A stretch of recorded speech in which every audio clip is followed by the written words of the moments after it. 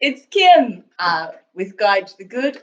We are today in the kitchen for the next episode of Grow Local, Go Digital. I'm really happy to be here with Denise Goodyear. Good morning.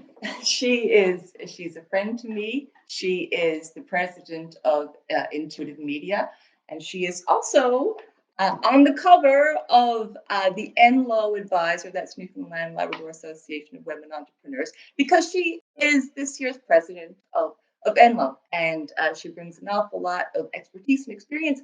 So we're really happy to have her. Great. This is Grow Local, Go Digital. The point is to help entrepreneurs throughout Newfoundland and Labrador become comfortable with digital marketing. We want to make digital doable because there's so many awesome companies doing so many awesome things, and we can reach all around the world. So Denise, tell us a little bit about what Intuitive Marketing does. Intuitive Media, sorry. So basically, Intuitive Media provides all the same services that you'd expect from a larger marketing or advertising agency. But I changed the model up. I found I was doing less work with small to medium-sized local businesses and entrepreneurs that really needed my assistance and help. But I wasn't able to do as much work with them just based on volume and overhead and needing to chase the bigger contracts. And it wasn't working for me. So I switched up my model about 3 years ago. I started Intuitive Media, and now I work with other business owners that can provide the services that complement mine and basically assemble the necessary team to meet the client demands and timelines for any particular project or client. So basically, same services, less cost. We all want less cost, right? Absolutely. Yeah. Absolutely. So I was really excited about your being here today because with Guide to the Good, I'm always talking to members about, their digital marketing, reaching their target market, finding the people who want to buy their stuff, their ideal customer, all that kind of stuff. And you, because of your experience and expertise in this area, have got some really helpful information and tips and an approach that I think will be really useful. Sure. Yeah, well, I mean, we all, anyone in business, at some point or another has been asked or pushed by way of business plan or whatever the case may be to define your target market. So defining a target market usually comes down to demographics, psychographics, how much money someone makes, their gender, where they live potentially, and, potentially some habits or behaviors about them. And that's a great starting point. And traditionally in all the marketing books you'll read, that's the focal point. It's target marketing and then segmenting your target. So if there's more than one audience, your messaging really needs to be targeted to an individual audience. You can't tar everyone with one brush, as they say, or everything with one brush. So it's really important to look at specific audiences or targets in that regard. But it's also, especially since COVID and just the incredible increase in digital traffic that's happening in virtually every industry, it's making it that much more important to go a little deeper. So how do we make meaningful connections with those target customers? It's a little more important now than ever before, based on how many of us will do that online research first before we ever walk into a storefront, if we're lucky to even get them to walk into a store, if you have a storefront. So how do you make those meaningful connections? I always back people up to starting with your own why. If you can really think about what your why is, why you sell the product you sell or make the product you make or provide the service you provide, thinking about your own why will get to the root of what makes you unique.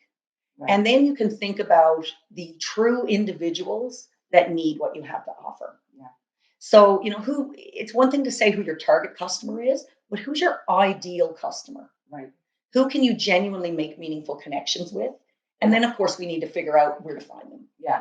And what do you say to be able to reach them? Because, we did one of these a couple weeks ago about how words matter and how messages matter, right? You've got to say the right thing because it's easy enough to browse on by. It is. But if you know who it is, just like here, right, in Newfoundland, you need to know who you're talking to because if you say the wrong thing, it's not going to work out for you. Doesn't work out well. Yeah. We're more forgiving to people off island than we are to each other. which I hope to see improve over time as we all support local more. And initiatives like Guide to the Good, and the work you're doing is really helping sort of rally people together, which I think is vitally important. Yeah, Absolutely. So important. So back to the ideal audience, I mean, it really comes down to the more you know about what makes your product or services unique, the better you can connect those with the people who are ideal to buy from you. Not only ideal to buy, but who do you want to work with? Especially if you're in a service industry, no one wants to work with someone that you don't enjoy working with. I mean, as a marketer, I've gotten to a point where, I make the joke that I don't work with people I don't like anymore. If I don't have a good vibe and it isn't going to be fun, what's the point? It feels too forced. So thinking about who they are and then considering now, where do they hang out? What groups are they a part of? What networks are they a part of? And how can I be in the spaces where they are, providing value, not necessarily asking for anything, but providing some sense of value and making more genuine connections with them. This is how we make social media work better for us. Provide them with value and information that matters to them as an individual and exist where they exist. Yeah. Yes, you can advertise digitally and you can push out all your digital ads, but the more focused you are on who the customer is, the more specific in language you're going to be. You're going to choose your words more wisely, and you're going to be able to make more genuine connections with them when you push any ad or organic post or anything of the sort out to them. It's going to be more genuine. Yeah, and then it all comes together in that great three-legged thing with your words, your messaging, with your SEO, which is tucked into the back Absolutely. end and constantly being crawled. And in our case, we use Google Ads as well. And Absolutely. you can pull those things together and create really, really powerful messaging, starting with knowing who you want to talk to. Absolutely. I mean, you mentioned Google Ads. I mean, Google Ads can be very powerful, especially search ads. It's your lowest hanging fruit. Those people are already looking for what you have to offer potentially. Yeah. However, the language you use could be the difference of, for example, I had a client once that was in the collision repair business. She always wanted to use the word collision. But we did the research and said, you know what? Nobody searches collision. We search accident. Yeah. We search accident repair. So using the wrong language meant, from a rank perspective, she wasn't doing there as well as she could have because she was using the wrong language to reach that customer. Right. So, and now that client is also taken a lot further now to talk about the value of the expertise they have, so they can appeal to that emotional tug of someone getting a car repaired, to know that, they're working with someone who's truly experienced and they're appealing to that emotion. They're making a more meaningful connection instead of saying, hey, come here. Right. We've got the best offer for you. Yeah. We're basing it on price. Yeah. It's so important. And that's what builds a community, and that's what lifts us all up. I think we're just about on time. Do you have anything else to add? Just to, what I would recommend to people is just step back for a minute and try to look at just revisit your why, revisit your own passion point. Why do you do what you do? Yeah. And then find the people that's going to matter to as well. Yeah. And what you'll find is when you make those connections with them, they're going to feel so much more meaningful, and they're already partially convinced before you've even asked them to buy. Yeah. So find out where they hang out, find their online digital chat rooms and groups. And if it doesn't exist in your business, start your own and start with your support network and have them help you spread the word and create your own group. Then you've got a captive audience, because groups are by far the best way to use Facebook nowadays to make those more meaningful connections. Yeah, absolutely.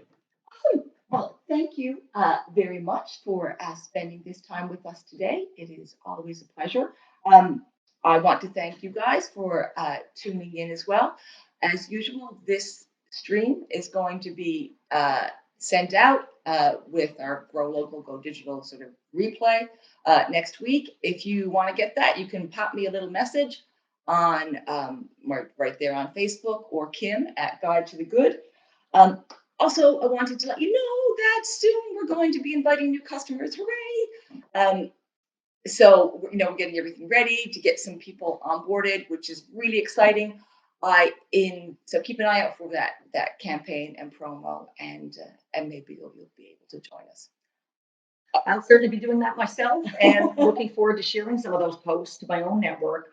Understanding the value you're bringing to the market here, Kim, and making digital more doable for people is vital. And the more we all rally together and support local in that way, the more successful we can all be locally. So Good on you for making that happen. And beyond. Absolutely. And beyond. Absolutely. Let's start local and see how far we can take things. We can do this. We can do this. Absolutely. Thanks so much. I hope everybody has a great day and a great week. Thanks, everyone. Take care.